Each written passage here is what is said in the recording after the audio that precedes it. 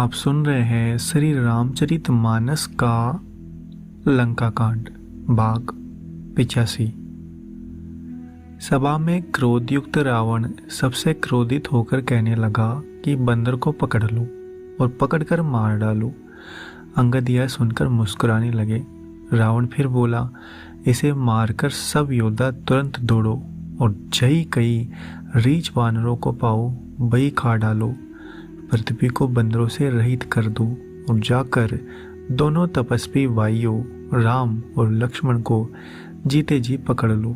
रावण के ये कोप भरे वचन सुनकर तब युवराज अंगद क्रोधित होकर बोले, तुझे गाल बजाते लाज नहीं आती? अरे निर्लज, अरे कुल नाशक, गला काट कर मर जा। मेरा बल देखकर भी क्या तेरी छाती नहीं फटती? अरे स्त्री के चोर, अरे कुमार्ग पर चलने वाले, अरे दुष्ट, पाप की राशि, मंद बुद्धि और कामी, तू शनि पात्र में क्या दुर्वचन बक रहा है? अरे दुष्ट राक्षस, तू काल के वश हो गया है। इसका फल तू आगे बानर और बालों के चपेटे लगने पर पावेगा। राम मनुष्य है, ऐसा वचन बोलते ही अरे अभिमानी, तेरी जीभ नहीं गिर पड़ती? इसमें संदेह नहीं है कि तेरी जीभ सिरों के साथ रणभूमि में गिरेगी। रे दसकंद, जिसने एक ही बाण से बाली को मार डाला, वह मनुष्य कैसे हो सकता है? अरे कुजाति, अरे जड़, 20 आंखें होने पर भी तो अंधा है। तेरे जन्म को धिक्कार है। श्री रामचंद्र जी के बाण समूह तेरे रक्त की प्यास से प्यासे हैं, वे प्यासे ही रह जाएंगे। इस डर से अरे कड़वी बकवाद करने वाले नीच राक्षस, मैं तुझे छोड़ता हूँ। मैं तेरे दांत तोड़ने में समर्थ हूँ, पर क्या करूँ? श्री राम जी ने मुझे आज्ञा नहीं दी। ऐसा क्रोध आता है कि तेरे 200 मुंह तोड़ डालूं और तेरी लंका को पकड़कर समुद्र में डुबा दूं। तेरी लंका गुल्लर फल के समान है। तुम सब कीड़े उसके भीतर निडर होकर बस रहे हो। मैं बंदर हूँ, मुझे इस फल को खाते क्या देर थी, पर कृपालु श्री रामचंद्र जी ने वैसी आज्ञा नहीं दी। अंगद की युक्ति सुनकर रावण मुस्कुराया और बोला, अरे मूर्ख, बहुत झूठ बोलना तूने कहाँ से सीखा? बाली ने तो कभी ऐसा गाल नहीं मारा। जान पड़ता है कि तू तपस्वियों से मिलकर लवार हो गया है।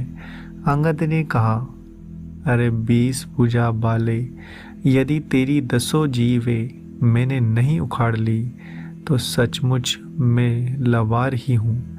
श्री रामचंद्र जी के प्रताप को समझकर अंगद क्रोधित हो उठे और उन्होंने रावण की सभा में प्रण करके पैर रोप दिया और बोले, अरे मूर्ख, यदि तू मेरा चरण हटा सके तो श्री राम जी लौट जाएंगे। मैं सीता जी को हार गया। रावण ने कहा, हे सब वीरों सुनो, पैर पकड़कर बंदर को पृथ्वी पर पछाड़ दो।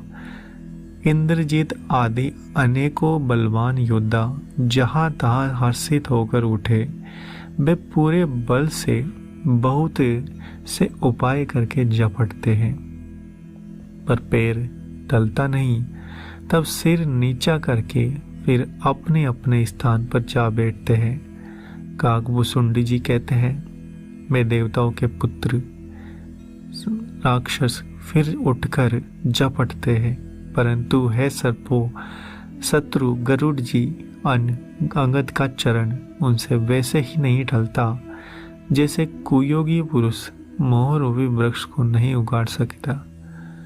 करोड़ों वीर योद्धा जुबल में मेघनाथ के समान थे, हर्षित होकर उठे, बार बार झपटते हैं, पर वानर का चरण नहीं उठता।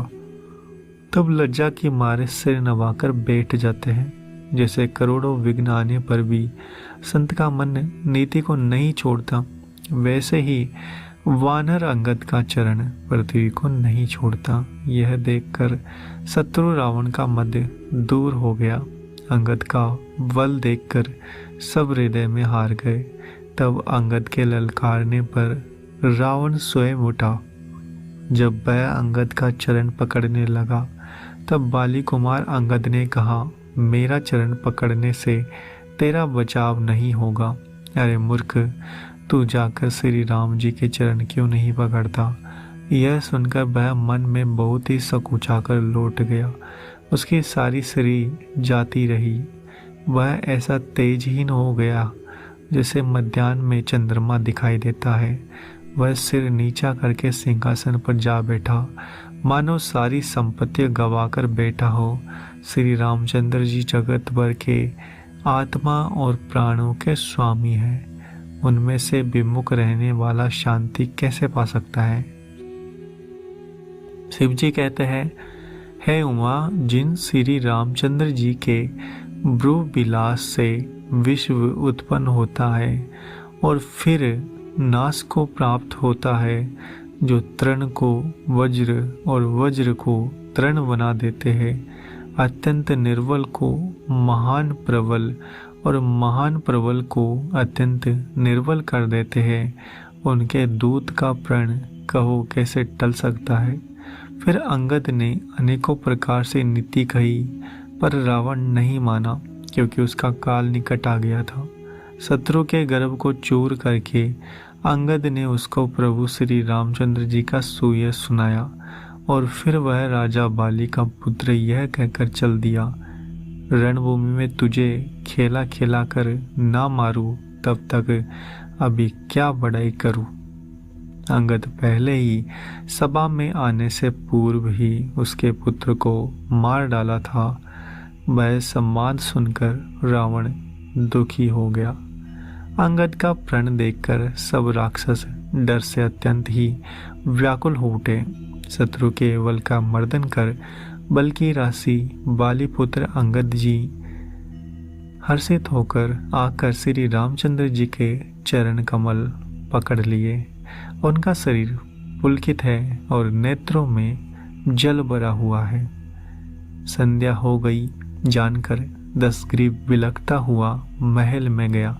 मंदोदरी ने रावण को समझाकर फिर कहा, हे कांत, मन में समझकर कुबुद्धि को छोड़ दीजिए। आपसे और श्री रघुनाथ जी से युद्ध शोभा नहीं देता। उनके छोटे भाई ने एक जरा सी रेखा खींच दी थी, उसे भी आप नहीं लांघ सके। तो ऐसा क्या आपका पुरुषत्व है? हे प्रियतत, आप उन्हें संग्राम में जीत पाएंगे जिनके दूत का ऐसा कम है। खेल ही समुद्र लांघ कर वह बानर में सिंह अनुमान आपकी लंका को निर्भय चला आया। रखवालों को मारकर उसने अशोक वन उजाड़ डाला। आपके देखते देखते उसने अक्षय कुमार को मार डाला और संपूर्ण नगर को जलाकर राख कर दिया। उस समय आपके बल का गर्व कहाँ चला गया था? अब है स्वामी, झूठ गाल ना मारिए। मेरे कहने पर हृदय में कुछ विचार करिए। हे पति, आप श्री रघुपति को राजा मत समझिए, बल्कि अग जगन्नाथ और अतुलनीय बलवान जानिए। श्री राम जी के बाण का प्रताप तो नीच मारीच भी जानता था, परंतु अपने उनका कहना भी नहीं माना। जनक की सभा में अगणित राजागण थे, वहाँ विशाल और अतुलनीय बल वाले आप भी थे। वहाँ शिव जी का धनुष तोड़कर श्री राम जी ने जानकी जी को ब्याहा, तब आपने उनको संग्राम में क्यों नहीं जीता? इंद्रपुत्र जयंत उनके बल को कुछ कुछ जानता है। श्री राम जी ने पकड़कर केवल उसकी एक आँख ही फोड़ी थी और उसे जीवित ही छोड़ दिया। शूर्पणखा की दशा तो आपने देख ही ली, तो भी आपके हृदय में कुछ भी लज्जा नहीं आती। जिन्होंने विराट और खरदूषण को मारकर लीला से कवंद को भी मार डाला और जिन्होंने बाली को एक ही बाण से मार दिया, हे दशकंद, आप उन्हें उनके महत्व को समझिए। जिन्होंने खेल से ही समुद्र को बांध लिया और जो प्रभु सेना सहित सुबेल पर्वत पर उतर पड़े, उन सूर्यकुल के दूजा स्वरूप करुणामय भगवान आप ही के हित के लिए दूत भेजा, जिसने बीच सभा में आकर आपके बल को उसी प्रकार मत डाला जैसे हाथियों के झुंड में आकर सिन रण में बाकी अत्यंत विकट वीर अंगद और हनुमान जिनके सेवक हैं। हे पति, उन्हें आप बार बार मनुष्य कहते हैं। आप व्यर्थ ही मान, ममता और मद का बोझा ढो रहे हैं। हाँ प्रियतम, आपने श्री राम जी से विरोध कर लिया और काल के विशेष वश होने से आप में मन में अब भी ज्ञान नहीं उत्पन्न होता।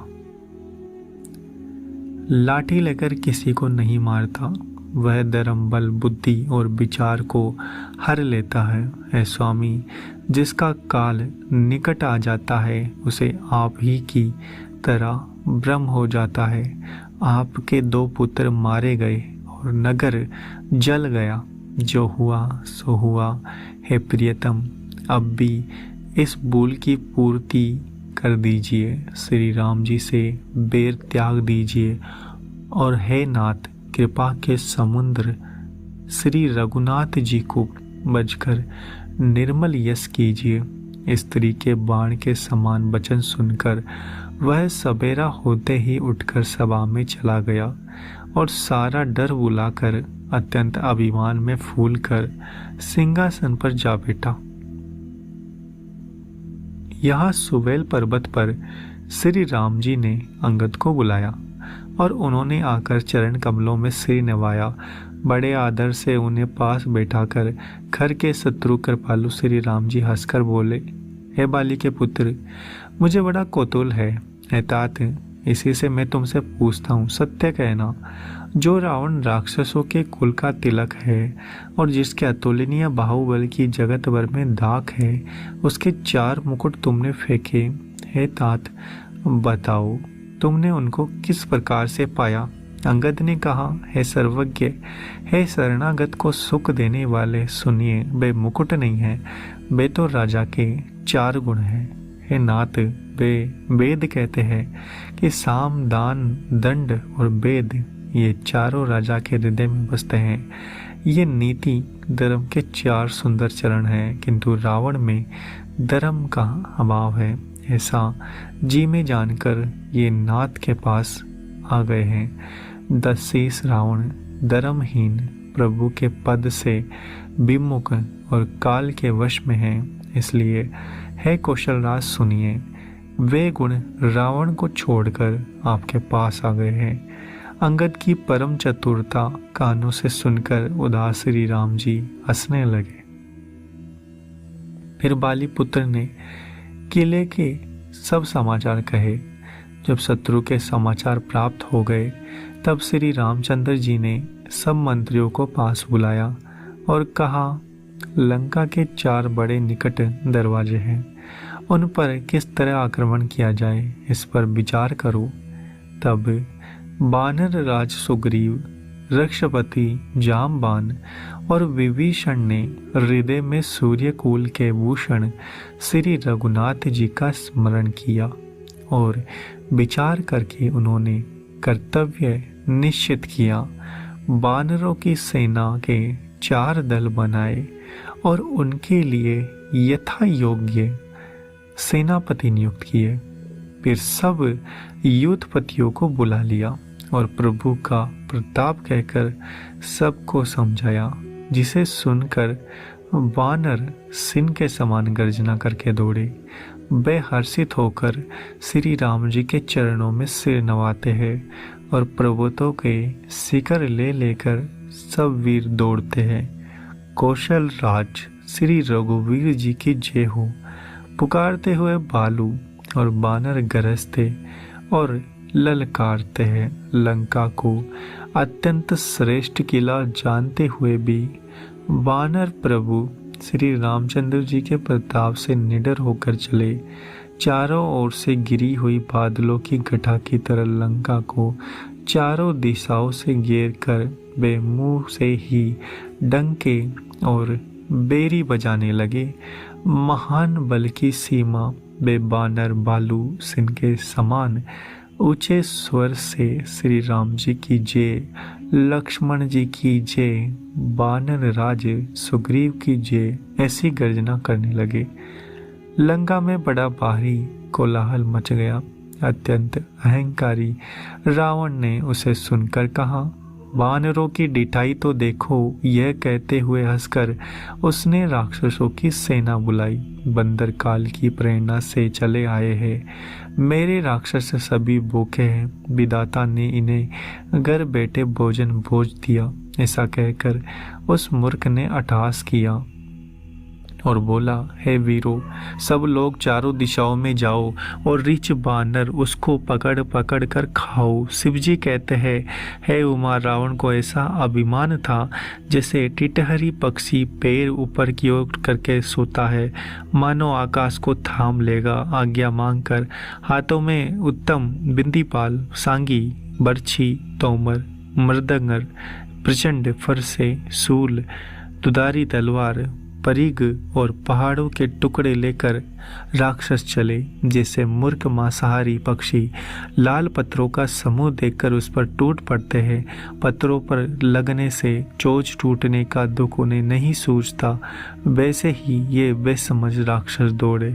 अनेकों प्रकार के अस्त्र शस्त्र और धनुष बाण धारण किए करोड़ों बलवान और रणधीर राक्षस वीर परकोटर के कंगूरों पर चढ़ गए। वे परकोटर के कंगूरों पर कैसे शोभित हो रहे हैं, मानो सुमेरु के शिखरों पर बादल बैठे हो। जुझारू ढोल और डंकी आदि बज रहे हैं, जिनकी ध्वनि सुनकर योद्धाओं के मन में लड़ने का चाव होता है। गणित नफीरी और बेरी बज रही है, जिन्हें सुनकर कायरों के हृदय में दरारें पड़ जाती है। उन्होंने जाकर अत्यंत विशाल शरीर वाले महान योद्धा बानर और बालुओं के समूह देखे। देखा कि रे, बीच, रीछ और वानर दौड़ते हैं। औगट घाटियों को कुछ नहीं गिनते, पकड़कर पहाड़ों को फोड़कर रास्ता बना लेते हैं। करोड़ों योद्धा कटकटाते और गरजते हैं, दांतों से ओट काटते और खूब डपटते हैं। उधर रावण की ओर इधर श्री राम जी की दोहाई बोली जा रही है। ये जय जय की ध्वनि होते ही लड़ाई छिड़ गई। राक्षस पहाड़ों के ढेर के ढेर शिखरों को फेंकते हैं। बानर कूदकर उन्हें पकड़ लेते हैं और वापस उन्हीं की ओर चलाते हैं। अगर आपको हमारा यह प्रयास अच्छा लग रहा है तो चैनल को सब्सक्राइब करें, वीडियो को लाइक और शेयर करना ना भूलें। मिलते हैं आपसे अगले एपिसोड में।